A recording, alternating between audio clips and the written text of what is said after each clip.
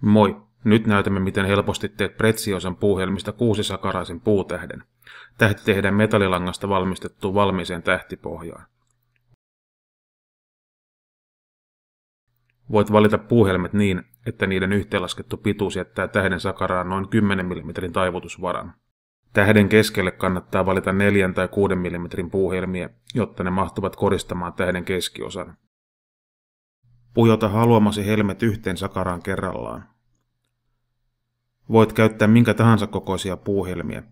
Suurimmat 20, 25 ja 30 mm puuhelmet kannattaa sijoittaa sakaraan uloimmaksi. Jos käytät paljon suuria puuhelmiä, kannattaa tähtipohjaksi valita suurin 230 mm versio.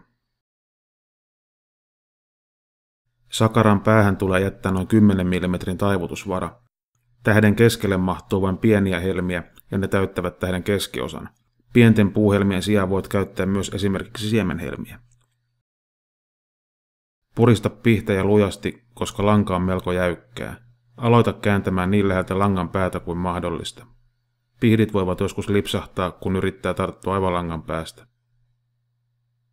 Kierrä lenkki kauniin pyöreäksi.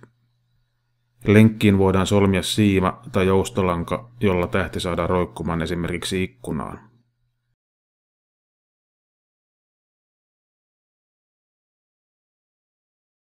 Yhdistele mielesi mukaan Preziosan puuhelmiä yli 200 erilaisen puuhelmen valikoimastamme.